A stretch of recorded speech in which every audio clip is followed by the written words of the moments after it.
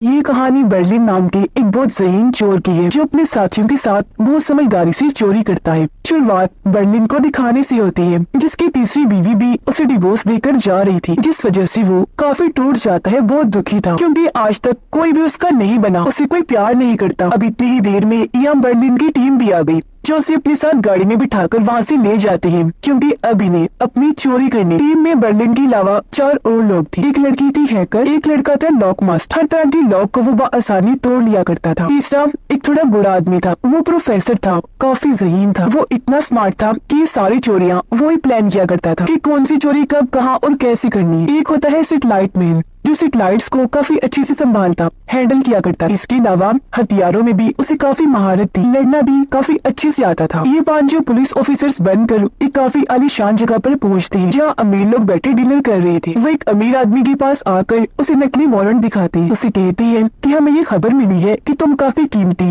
और महंगी चीजों की स्मगलिंग करते हो, इसीलिए हम तुम्हारी तिजोरी की तलाशी लेने आए। इसीलिए अमीर आदमी बर्लिन को अपनी तिजोरी के पास लेकर जाता है और यहाँ बर्लिन उसे बता ही देता है कि हम कोई पुलिस ऑफिसर्स नहीं है, बल्कि हम तो यहाँ पुराने वक्त का वो कीमती प्याला लेने आए हैं जो तुम्हारे पास है। अब क्योंकि अमीर आदमी कोई लड़ाई हंगामा करना नहीं चाहता था, इसीलिए वो चुपचाप प्याला बर्लिन को दे देता है। और अब जब ये 5 यहाँ से जाने लगते हैं तो एक लड़का उनसे कहता है कि तुम लोग तो पुलिस ऑफिसर्स कहीं से भी नहीं लग रहे। इस वजह से बर्लिन को काफी गुस्सा, वो बहाने से उस लड़के को बाहर लेकर गया, उसे इतना रुलाता है कि वो घुटनों पर आ गया। बर्लिन को कहता है कि प्लीज मुझे छोड़ दो, मुझसे गलती हो गई। बर्लिन उसे कहता है कि सबके सामने स्मार्ट बनने की कोशिश ना करो वरना मैं एक गोली से ही तुम्हारा सर उड़ा दूं। मैं ये भी जानता हूँ कि तुम ये सब कुछ अपनी दोस्त को दिखाने के लिए कर रहे हो कि तुम कितने बड़े हीरो हो। तुम जो हो उसके सामने वही रहो, उसके साथ प्यार से रहो, क्योंकि प्यार से बढ़कर इस दुनिया में कुछ भी नहीं। जिसके बाद अगले दिन वो एक होटल में जाते हैं जहाँ अपनी चोरी का सारा प्लान करने वाले। बर्लिन एक और लड़की को अपनी टीम में शामिल कर लेता है जो इंजीनियर। इस लड़की को भी किसी ने धोखा दिया था, इस वजह से वो दिमागी तौर पर थोड़ी कमजोर हो गई। अब क्योंकि वो पहले से काफी बेहतर हो गई थी,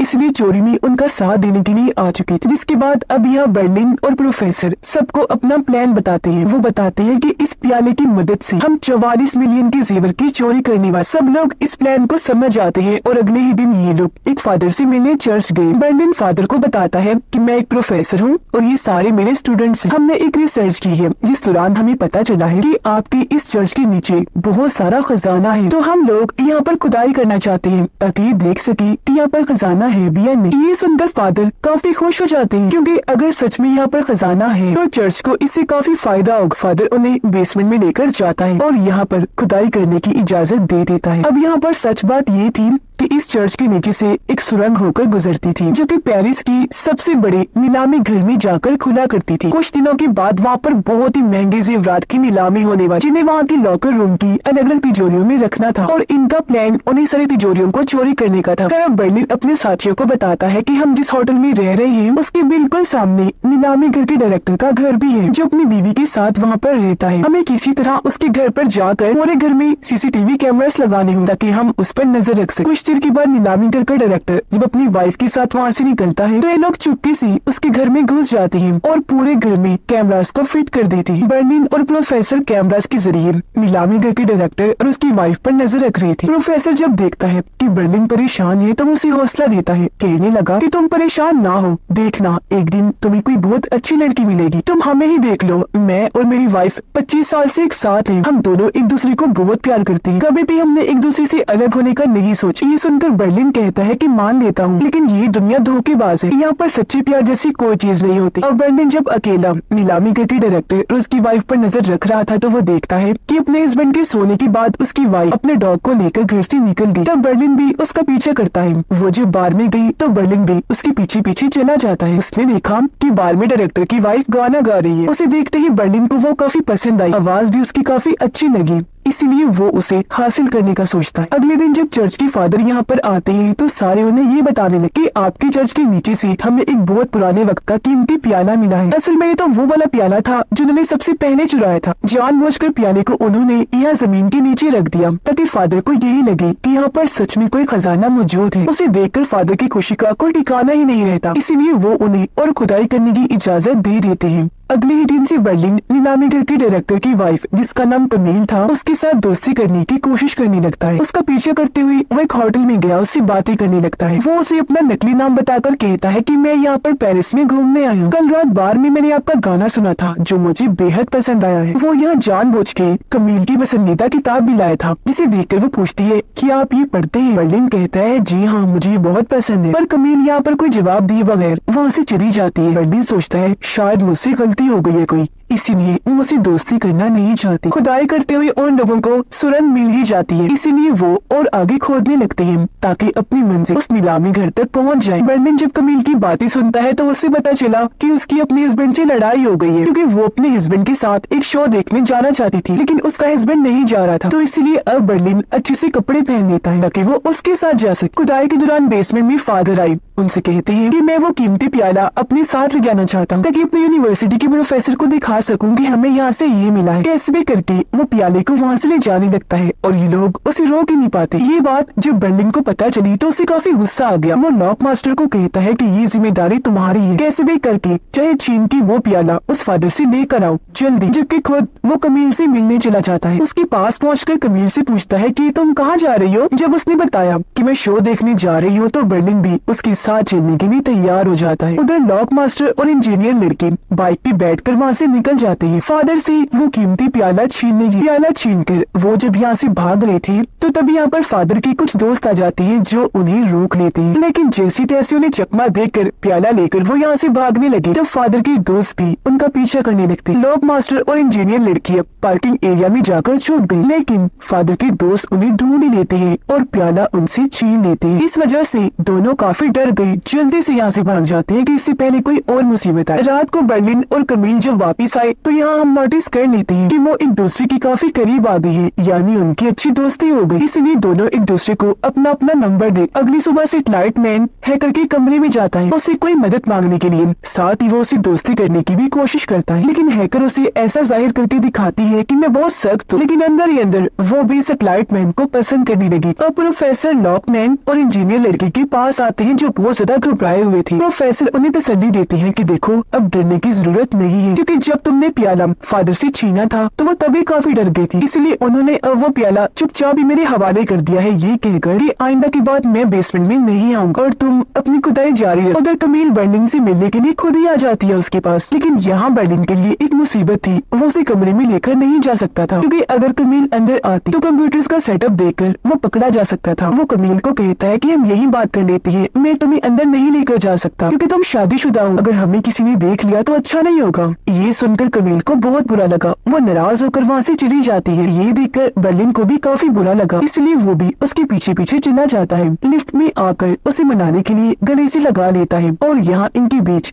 ताल्लुक शुरू हो जाता है। अगले दिन वो फिर से खुदाई करते हैं और वहाँ पर पहुँच जाते हैं जहाँ पर पहुँचना चाहते थे, यानी नीलामी घर के बिल्कुल पास, लेकिन आगे एक काफी मजबूत दीवार थी जो लोहे के अलग अलग ब्लॉक से बनी हुई थी। तो तब यहाँ प्रोफेसर उन्हें प्लान बताते हैं कि हम अंदर दाखिल कैसे हो। वो बताता है कि सबसे पहले हम ब्लॉक्स को बारीकी से काटेंगे, फिर उन ब्लॉक्स को बड़ी चालाकी से गाड़ी से जोड़ दें ताकि हमारा जब दिल चाहे उसे लगा सके और जब दिल चाहे वहाँ से हटा भी दे। इस बिल्डिंग में हमेशा 2 गार्ड्स होते हैं, एक गार्ड तो होता है अंदर जो हमेशा कंट्रोल रूम में रहता है और उसकी नजर हमेशा कंप्यूटर स्क्रीन पर ही रहती है। दूसरा गार्ड होता है बाहर जो बाहर होने वाली चीजों को देखता है। अब सबसे पहले इन्हें उस बाहर वाले गार्ड का ध्यान भटकाना ताकि हैकर लड़की उनके कंप्यूटर सिस्टम को हैक कर सके। यहाँ सेटेलाइट मैन नोटिस करता है कि वो दोनों गार्ड्स पिज्जा बहुत ज्यादा खाते हैं, हर दूसरे दिन पिज्जा ऑर्डर कर, इसलिए वो एक पिज्जा डिलीवरी बॉय बनकर गलत ऑर्डर लेकर जाता है, जिस बात पर गार्ड उससे बहस करने लगता है। इसीलिए सेटेलाइट मैन भी उसे गुस्सा दिलाने लगता है। इनकी बहस इतनी बढ़ गई कि गार्ड दूसरे गार्ड को भी लड़ने के लिए बुला लेता है और इस चीज का फायदा उठाकर हैकर लड़की उनके कंप्यूटर सिस्टम को हैक कर लेती है, यानी कि अब वो सारे कैमरास को कंट्रोल कर सकती है। अब बर्लिन फिर से अपनी टीम को प्लान बताने लगता है और ये लोग फिर से उस सुरंग में चले जाते हैं। बहुत ही पतली तार से उस दीवार के ब्लॉक्स को काटने लगते हैं। फिर वहाँ एक मकनातीस लगाकर उसे थोड़ा सा ऊपर कर लेते हैं और आखिरकार लॉकर रूम में आ जाते हैं जहाँ पर वो सारी तिजोरियां हैं जिनके अंदर ज़ेवरात होंगी, यानी कि इनका प्लान बिल्कुल ठीक चल रहा था अब तक। और अब बस इन्हें इंतजार था नीलामी घर के सामान आने का, जिनमें वो सारे ज़ेवरात भी होंगे जो बाद में इन तिजोरियों में रखे जाने थे। और इस तरह बआसानी वो सारी तिजोरियों को चोरी कर सकते थे। अब इस चोरी की प्लानिंग के साथ साथ बर्लिन की प्यार की कहानी भी कमील के साथ शुरू हो जाती। वो अपना आधा टाइम इस प्लान को दे रहा था जबकि आधा कमील को दिया करता। लेकिन एक दिन कमील का हस्बैंड दोनों को एक साथ देख लेता है। लेकिन यहाँ पर बर्लिन कमील के हस्बैंड को ये कह देता है कि मैं एक आर्टिस्ट हूँ, आपकी वाइफ से मिलना चाहता था, इसीलिए आज यहाँ पर आया। पर अपने हस्बैंड के जाने के बाद कमील बर्लिन को कहती है कि मुझे डर लग रहा है कहीं मेरे हस्बैंड को हमारे बारे में पता न चल जाए। बर्लिन उससे कहता है कि चलो फिर हम किसी ऐसी जगह पर चलते हैं जहाँ पर हमारे अलावा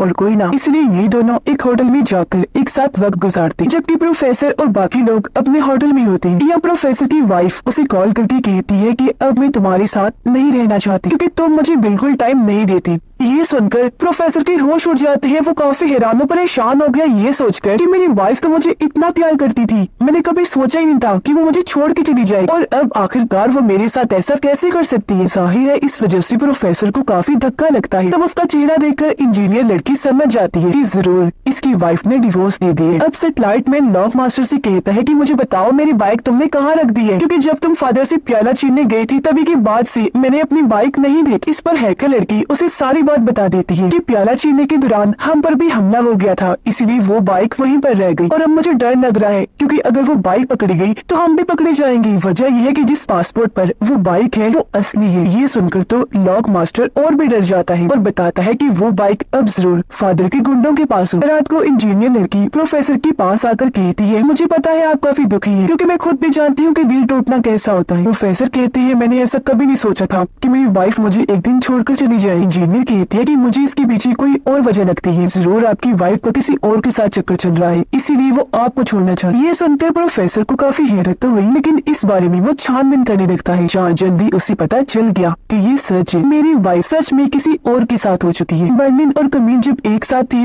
तो कमील का हस्बैंड उसे कॉल करके बताता है कि आज मैं छुट्टी पर था और मैंने तुम्हारी सारी ईमेल्स पढ़ ली है, मुझे पता चल गया है कि तुम्हारा अब किसी और के साथ चक्कर है। ये सुनकर बर्लिन हैरान नहीं था बल्कि वो तो खुश हो रहा था कि चलो शुक्र है अब कमील मुझे अपना लेगी और अपने हस्बैंड को छोड़ दी। लेकिन कमील तो उसे ये कह देती है कि मैं अपने हस्बैंड को नहीं छोड़ सकती, मैं उसे बहुत प्यार करती हूँ, मैं तुम्हें भी नहीं छोड़ सकती, तुम्हें भी पसंद करती हूँ, लेकिन मैं तुम्हारी वजह से अपने हस्बैंड को नहीं छोड़ सकती क्योंकि तुम्हारे साथ मेरी बस दोस्ती, जबकि मैं और मेरे हस्बैंड तो बच्चे के लिए प्लान बना रहे। ये सुनकर बर्लिन एक बार फिर टूट जाता है क्योंकि आज कमील भी उसे धोखा देगी, यानी कि आज भी उसे सच्चा प्यार नहीं मिला। इसलिए वो जब यहाँ से जा रहा था तो लॉक मास्टर को कॉल करके बताता है कि कमील का हस्बैंड बहुत ही चालाक इंसान है और अब मैं उसे सबक सिखा कर ही रहूं। अब कमील का हस्बैंड अपनी नीलामी करके लॉकर रूम में पहुंच जाता है और आने वाले सामान को तिजोरियों में रखने लगता है, जबकि उधर बर्लिन और उसकी टीम भी बिल्कुल तैयार थी उन सब को चुराने के लिए। जैसे ही सारी चीजें कमील का हस्बैंड तिजोरियों में रखता है तो वो टीम भी आगे बढ़ती है अपने प्लान को अंजाम देने के। एक एक करके तिजोरियों में जो भी सामान था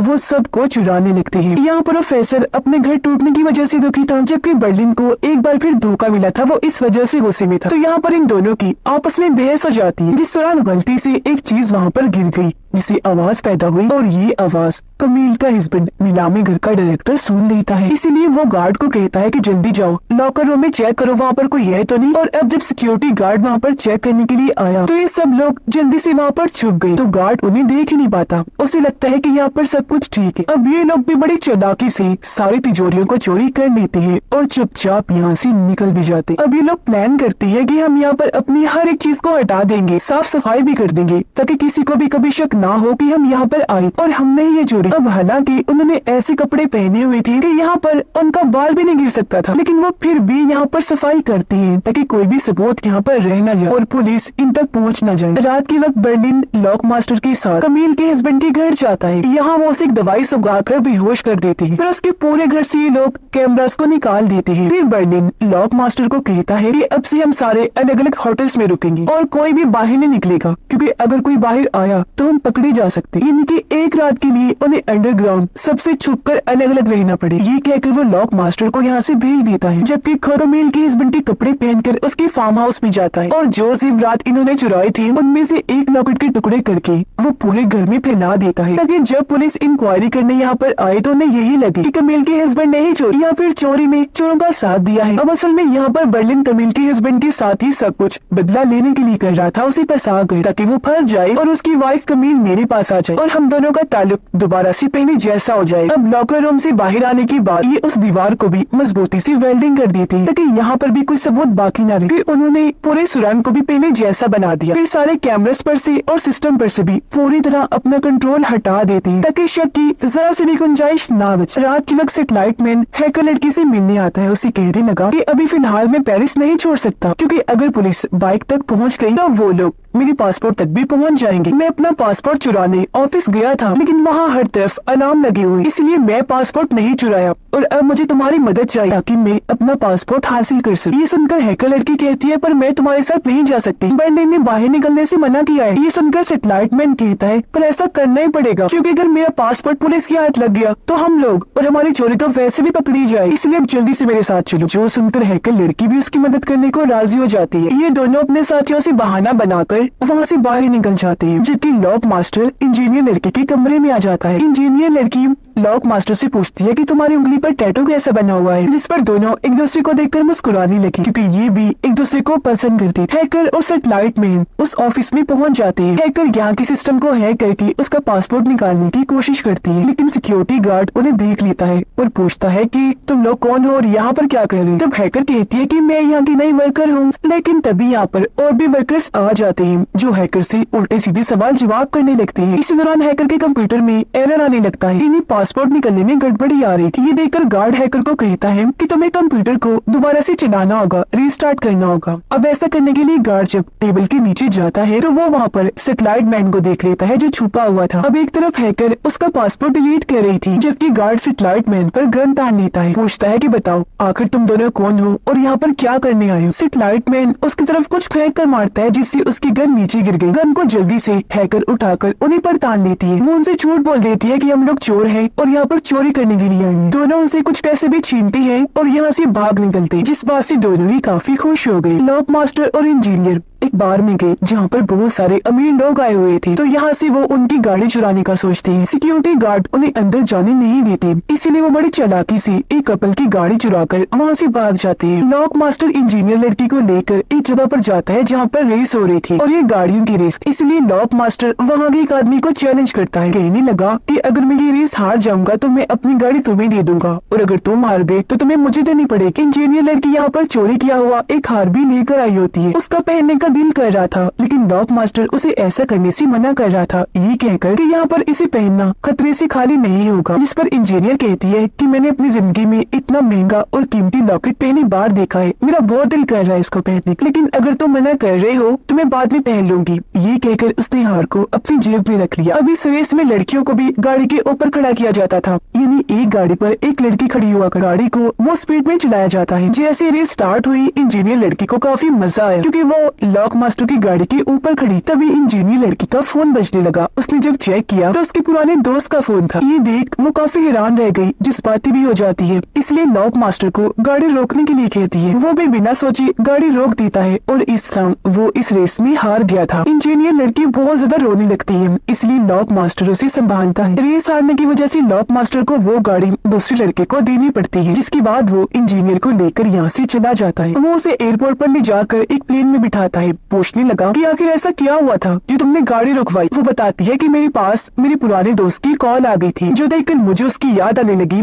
और मैं रोने लग गई थी, तो मुझे गाड़ी रुकवानी पड़ी। वो अपनी कहानी बताने लगी कि मेरा वो पुराना दोस्त बहुत अच्छा इंसान था। वो एक काफी बड़ा सिंगर था जिसकी मैं फैन थी, उसे बहुत पसंद किया करती थी, हर वक्त उसके गाने सुनती रहती थी। एक दिन जब उस सिंगर ने मुझे देखा तो हम दोनों का ताल्लुक बन गया। मैं उसके साथ ताल्लुक बनाकर बहुत खुश थी। सब कुछ मुझे किसी सपने की तरह लग रहा क्योंकि जिसकी मैं फैन थी, जो मुझे अच्छा लगता था, आज मैं उसकी दोस्त बन गई थी। फिर ये सिलसिला इतना ज्यादा बढ़ा कि मुझे उससे प्यार हो गया। मुझे इतना प्यार हो गया कि ये पागलपन जुनून तक जाने लगा, जिस वजह से मैं अजीबोगरीब हरकतें करने लगी। जब कभी भी मैं उसकी पोस्टर्स देखा करती थी तो मैं बौखला जाती, अजीबोगरीब हरकतें करना शुरू हो जाती थी। वो सब देखकर मेरी मॉम डैड को लगा जिसे मैं पागल हो रही हूँ, तो उन्होंने मुझे मेंटल हॉस्पिटल में भेज दिया। अपनी कहानी बताकर वो रोने लगती है। तब लॉक मास्टर उसे तसल्ली देता, कहने लगा कि अब मैं तुम्हारा मूड ठीक करने के लिए कुछ बहुत बड़ा तूफान नहीं करने वाला। प्लेन स्टार्ट करके वो इंजीनियर को कहता है कि मैंने आज से पहले कभी भी प्लेन नहीं उड़ाया, आज पहली बार तुम्हारे सामने ऐसा करने वाला। इतना कहकर वो प्लेन उड़ा देता है। दोनों को काफी अच्छा तो लगा, लेकिन कुछ देर बाद इंजीनियर उसे प्लेन जल्दी से रोकने का कहती है। उसने ऐसा किया और ये दोनों हंसने लगते। फिर जब ये बाहर निकले तो इंजीनियर लड़की अपनी जेब चेक करने लगती है।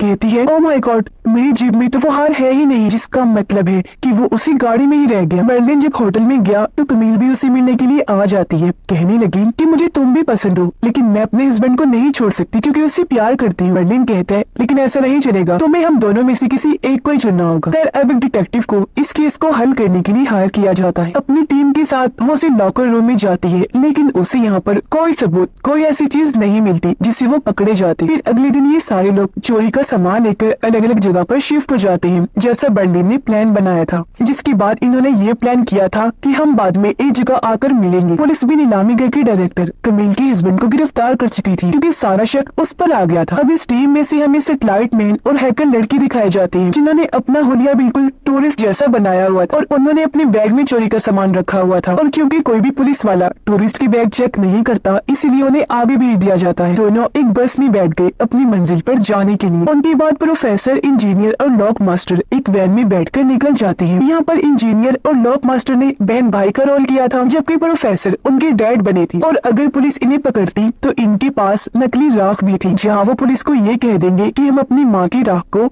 नदी में बहाने जा रहे। कमील जब वापस अपने घर आई तो यहाँ पर पुलिस को देखकर काफी हैरान रह जाती है। जब डिटेक्टिव उसे बताती है कि एक चोरी करने में तुम्हारे हस्बैंड का हाथ है, तो इसीलिए उसे गिरफ्तार कर लिया गया। फिर डिटेक्टिव पूछताछ करने कमील के हस्बैंड के पास गई, लेकिन वो बार बार एक ही बात कह रहा था कि ये चोरी मैंने नहीं की। कमील फोन करके बर्लिन को अपने घर बुलाती है और उसे सारी बात बता देती है कि मेरा हस्बैंड फंस गया है। तब यहाँ बर्लिन उसे हौसला देता है कि तुम बिल्कुल भी परेशान मत हो, मैं तुम्हारे साथ हूँ। कमील उसे कहती है कि मेरा हस्बैंड ऐसी हरकत नहीं कर सकता, इसके पीछे जरूर किसी और का हाथ है जो मेरे हस्बैंड को बस फंसाने की कोशिश कर रहा है। इसलिए अब मैं अपने हस्बैंड को छुड़वाऊंगी जो पूरी तरह बेगुनाह है। जबकि पुलिस ने भी हर जगह पर नाकाबंदी कर दी थी, रास्ते रोक दिए थे ताकि कोई भी यहाँ से निकल न सके। वो तीनों वैन में बैठकर जब एक नाकाबंदी वाली जगह पर पहुँचती है तो पुलिस उनकी छानबीन करने लगती है। प्लान के मुताबिक लॉक मास्टर और इंजीनियर यही बताते कि हम अपनी माँ की राख को नदी में बहाने जा रहे, लेकिन पुलिस वाले उनकी बातों को यकीन नहीं करते। कहते हैं कि हमें ये राख पहले दिखाओ, तभी हम यहाँ से जाने देंगे। लेकिन इंजीनियर लड़की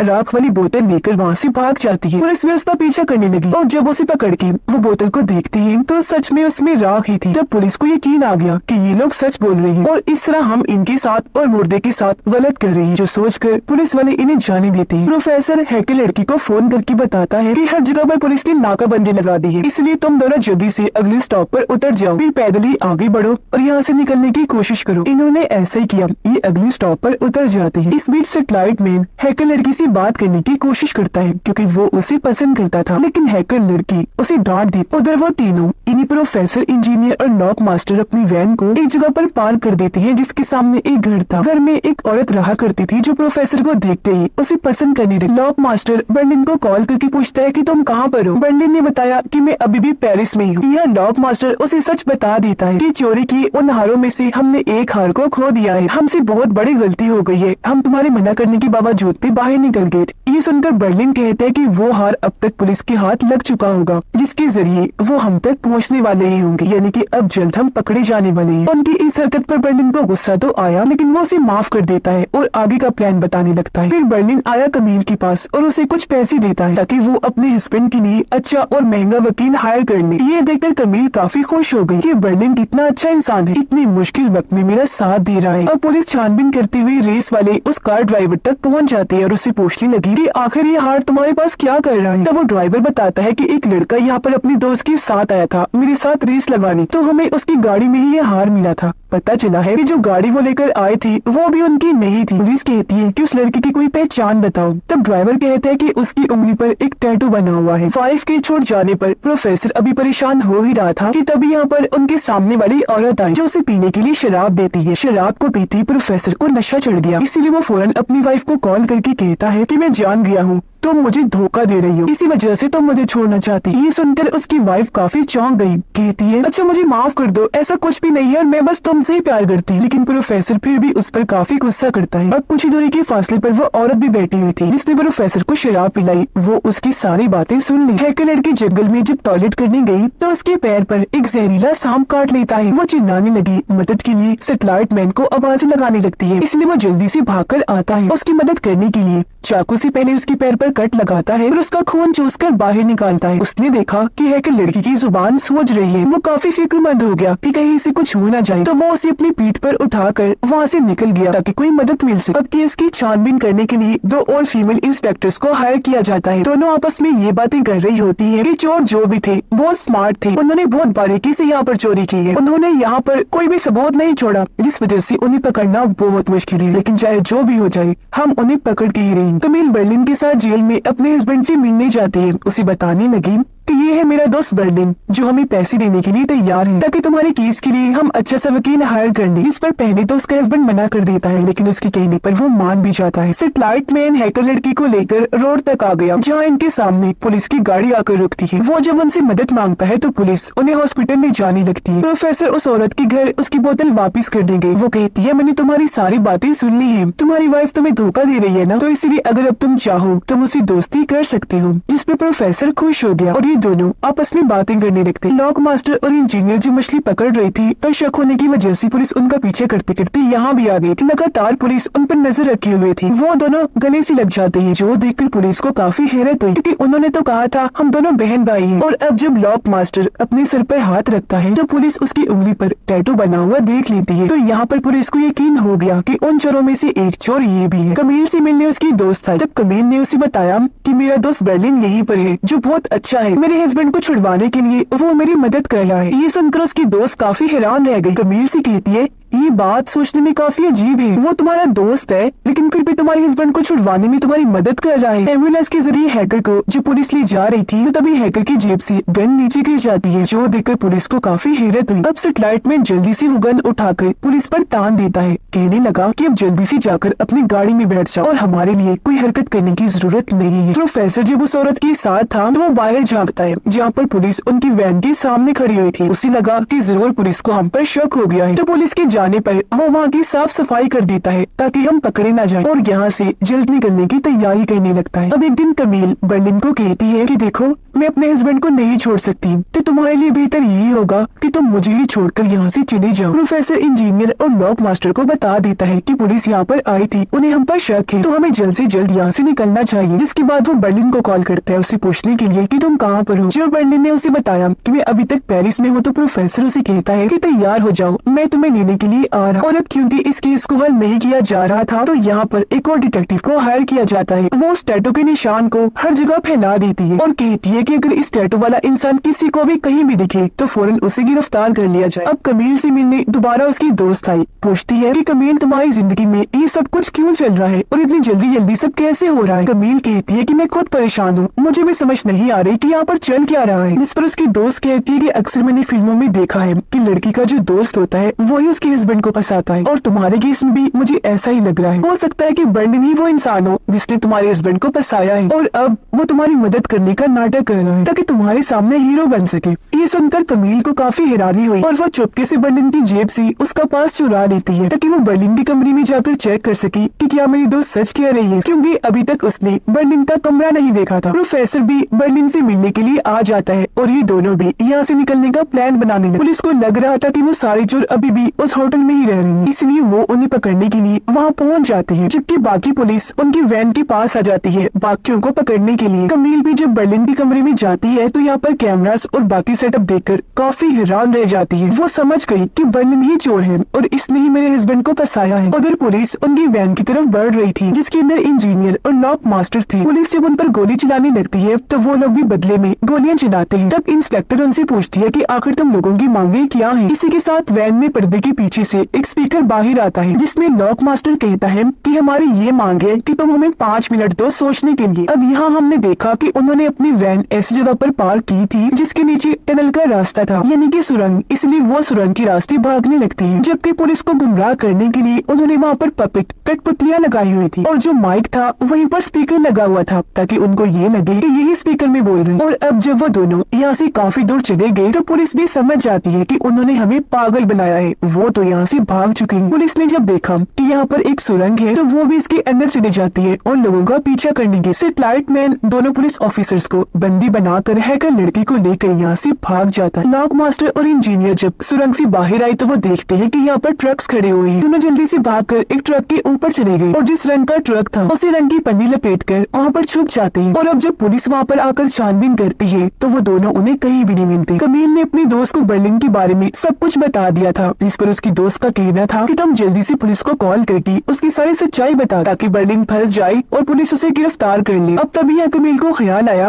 कि मुझे भी अपने हस्बैंड के लॉकर का सामान चेक करना चाहिए। और जब वो उसका सामान चेक करने लगी तो तभी उसे वहाँ अपने हस्बैंड की तस्वीरें मिलती है जो उसकी दूसरी बीवी के साथ थी और उनका बच्चा भी होने वाला था। ये देखकर कमील काफी हैरान और परेशान रह गई। सोचती है कि इतने सालों से मेरा हस्बैंड मुझे धोखा दे रहा था जिससे मैं इतना प्यार किया करती थी। वो सोचती है कि मेरा हस्बैंड कितना चालाक है, उसने मुझे शक भी नहीं होने दिया। इसलिए अब वो पुलिस का फोन काट देती है। बर्लिन के बारे में उन्हें कुछ नहीं बताती क्योंकि इस वक्त उसे बर्लिन से ज्यादा अपना हस्बैंड गुनहगार लग रहा था। जिस पर उसकी दोस्त कमील को कहती है कि अब हमें बर्लिन को ब्लैकमेल करना चाहिए और जो चीजें उसने चुराई है उसमें से आधा हिस्सा मांगना चाहिए, जिस पर कमील भी मान जाती है। अब प्रोफेसर और बर्लिन अपने अपने कमरों की सफाई कर रहे थे ताकि जब पुलिस यहाँ पर आए छानबीन करने के लिए तो उन्हें कुछ भी न मिले। हैकर और सेटेलाइट मैन भी पुलिस को बेहोश करके एक कश्ती में अपने साथ ले जाते हैं। इंजीनियर और लॉक मास्टर जिस ट्रक पर थे वो भी चल पड़ता है, जिस वजह से वो काफी खुश थे क्योंकि उन्हें यकीन था कि अब हम बिना किसी रुकावट के अपनी मंजिल पर पहुंच ही जाएं। इसी बीच बर्लिन हैकर को कॉल करके उसे सीसीटीवी कैमरास को हैक करने को कहता है ताकि वो लोग पुलिस को गुमराह कर सके। हैकर ने जल्दी से कैमरास को हैक कर लिया तो प्रोफेसर और बर्लिन एक ट्रक में बैठकर वहाँ से निकल जाते हैं, जिससे आखिर पुलिस उन्हें बिल्कुल भी नहीं पकड़ पाती। फिर यहाँ से वो दो लड़कों की बाइक रेंट पर लेते हैं। फिर थोड़ा आगे जाने पर पिज्जा डिलीवरी बॉय बन जाते हैं। आगे चलकर उन्होंने साइकिल ली और पहाड़ों पर वो चढ़ाई करने लगते हैं। ऐसा वो इसलिए कर रहे थे ताकि कोई भी पुलिस वाला उन पर शक न करे और उनका ये प्लान कामयाब भी हो रहा था। और अब आखिरकार हैकर और सेटेलाइट मैन सही सलामत कश्ती से वहाँ से निकल जाते। सेटेलाइट मैन हैकर को कहता है कि मैं तुमसे बहुत प्यार करता हूँ, जब तुम्हें सांप ने काटा था मैं बहुत फिक्रमंद हो गया। ये सुनकर वो काफी खुश हो गई और अब यहाँ वो भी अपने प्यार का इजहार करती है कि हाँ मैं भी तुमसे बहुत प्यार करती हूँ। जिसके बाद वो सभी अपनी मंजिल पर पहुँचते हैं जो एक ही थी। सब यहाँ पर मिले और हंसी खुशी वहाँ से निकल जाते हैं। ये लोग इतनी बड़ी चोरी करके उसमें कामयाब होकर बहुत खुश थे और सही सलामत वहाँ से निकल जाते। इसके बाद हमें कुछ महीनों के बाद का वक्त दिखाया जाता है। बर्लिन कमील को अभी भी नहीं भूला था, इसलिए एक दिन जब कमील उससे मिलने आई तो बर्लिन काफी खुश हुआ और वो उसे सब कुछ सच सच बता देता है कि हाँ मैंने ही तुम्हारे हस्बैंड को फंसाया था क्योंकि मैं तुमसे प्यार करता हूँ, तुम्हें हासिल करना चाहता हूँ। बाहर कमील की दोस्त भी थी जो उसकी इन बातों की रिकॉर्डिंग कर रही थी क्योंकि इस रिकॉर्डिंग की मदद से वो बर्लिन को बाद में ब्लैकमेल करने वाले थे। साथ ही अब यहाँ पुलिस डिपार्टमेंट भी पूरी तरह नाकाम ही रह गया था क्योंकि कैसे भी करके ये उन्हें पकड़ ही नहीं पाई थी, पर उन्हें यकीन था कि वो लोग दोबारा चोरी जरूर करें। इसलिए पुलिस अब इस मौके की तलाश में थी कि जब वो चोरी करेंगी तो हम फौरन उन्हें पकड़ लेंगे। और अब अगले दिन कमील और उसकी दोस्त बर्लिन से मिलने आते हैं। वो बर्लिन को ब्लैकमेल करने लगते हैं कि हमारे पास तुम्हारी रिकॉर्डिंग है जो हम पुलिस को दे देंगे और अगर तुम चाहते हो कि हम ऐसा ना करें तो चोरी किए हुए पैसों में से 40% हमें भी दो। ये सुनकर बर्लिन मुस्कुरा दिया, कहता है कि मैंने तो वो रिकॉर्डिंग पहले ही तुम लोगों से चुरा ली है क्योंकि मैं जानता था तुम लोग कुछ ऐसा करने वाले और बाद में मुझे ब्लैकमेल करोगे। लेकिन सच में कमील मैं तुमसे सच्चे दिल से प्यार करता हूँ, मैंने अपने फायदे के लिए तुम्हें जरा भी इस्तेमाल नहीं किया और मेरे लिए पैसा नहीं प्यार तुम जरूरी हो। ये कहकर वो उन दोनों को अपने हिस्से का सारा पैसा दे देता है और ये डील कर लेता है कि मैं अगली बारी जब भी चोरी करूंगा तो सारे पैसे कमील को ही दे दिया करूंगा। जिस पर कमील काफी खुश हो गई, उसके प्यार से मुतासिर हो जाती है। पैसों को हासिल करके कमील और उसकी दोस्त काफी खुश हो गई। यहाँ पर कमील बर्लिन के बारे में ही सोच रही थी क्योंकि अब शायद उससे भी बर्लिन से प्यार हो गया था और ये दोनों एक हो जाएं। कुछ दिन के बाद प्रोफेसर बर्लिन से मिलने आया जहाँ बर्लिन उसे कहता है कि हमारी छुट्टियां हुई काफी दिन हो गई है ना, तो क्यों ना अब हम अगली चोरी करने चले। ये सुनकर प्रोफेसर काफी खुश हो जाता है, कहने लगा अरे वाह बहुत अच्छा आइडिया है क्योंकि मैं भी दूसरी चोरी होने का बेसब्री से इंतजार कर रहा हूँ, यार जल्दी करो। दोनों इस बात पर काफी खुश हो गई और इसी के साथ ये सीजन इधर ही खत्म हो जाता है।